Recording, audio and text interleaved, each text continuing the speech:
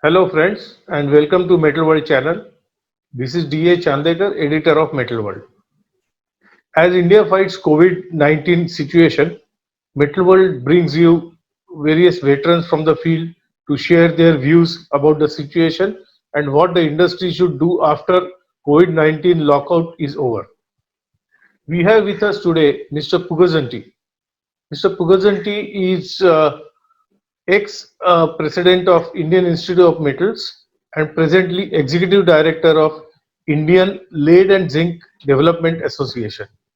Uh, Welcome, Mr. Pook, to our show. Thank, And sir, thank you.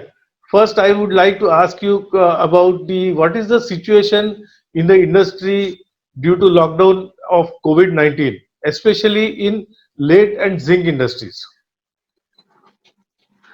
Thank you, my good friend, Mr. Chandekar. Ever since the lockdown was announced, the entire industry, including lead and zinc sector, and also all the downstream sectors, wherever lead and zinc metals are being used, galvanizing, lead batteries, die casting, chemicals, recycling, all of them are in a grinding halt now. No production, no transport, no import export. So everything is in a very bad situation. It's totally an unexpected and unprecedented challenge we are meeting now currently in our lifetime. And literally, we are all fighting World War C due to the impact of Corona. Everyone is waiting for better days, maybe in the next few weeks, maybe a few days later. And as of now, and we don't see any flattening of the endemic happening in the country.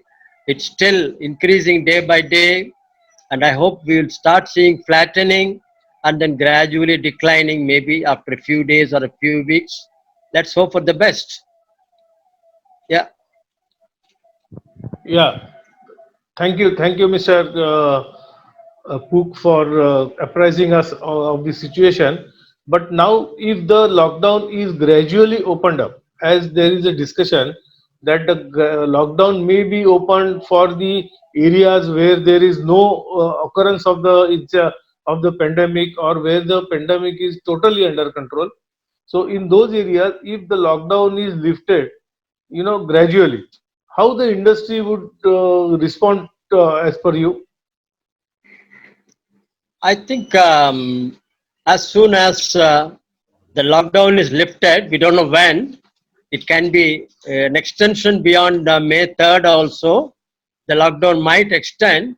But coming to your question, as soon as the industry starts working, the first priority by the industry, by the government, by the health department and the state governments and the union government would be to see that getting all the workforce back into the factories, and they will have to be really monitored very closely, health screening and monitoring, checkup, isolation, and trying to keep social distancing in the factory.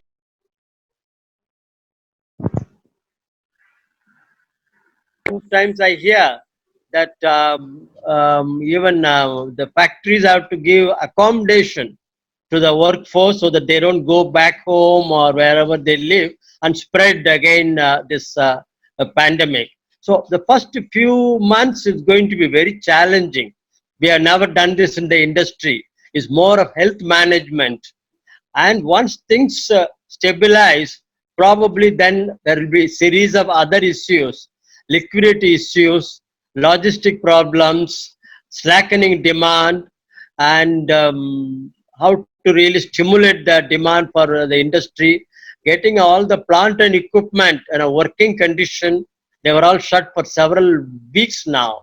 So it's going to be in stages. Health management first, and the operational management later, and then probably resumption of normal production planning and other activities. That's going to take a little more time.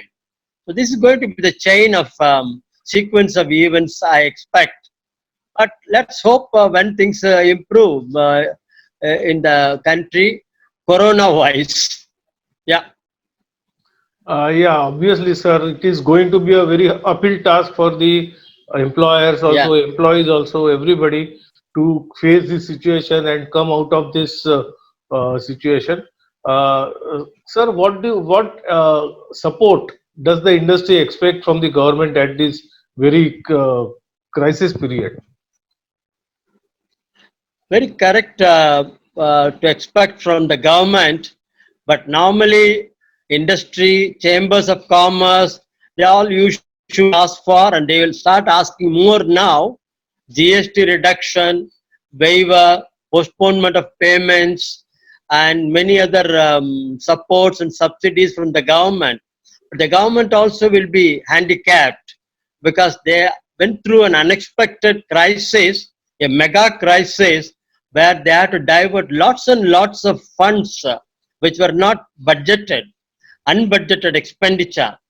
And then you also see many state governments have come up with a huge demand, budget expectations, fund expectation, and where is the money for every state, for every issue here. So I think we are going to have a big financial crunch. So to expect from the government lots and lots of support from all sectors, and with the petition of demands, government also will find it very difficult. But my sincere suggestion to the government and through you, through your media, would be the basic requirement for metals, steel or non-ferrous metals, is the growth and investment in the infrastructure sector. Last several months before COVID-19, I didn't see much of public spending in infrastructure, and there is going to be a liquidity issue in the country, in the companies, in the government, and everywhere.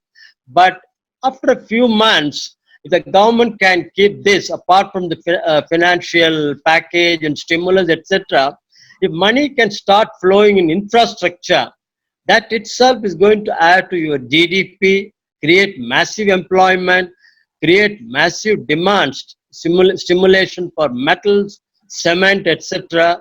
So basically, I would expect something very traditional. The government should start looking at the infrastructural investment in a big way. And a little later, I do hope the auto industry, which has been in dumps for the last 2 years, and suddenly you had EV policy, switch over to BS6 norms. So all kinds of um, um, developments took place in the last few months and few years. So the auto industry, if they can also be brought back to normal, plenty of metals, steel, and non-ferrous metals are used in car bodies, in the radiators, in die castings. So if the auto industry also can be revived with whatever support, industry, government together. And lastly, the third aspect would be the construction sector, where plenty of metals are being consumed. And I hope this also has not been in a very healthy wicket for the last several months.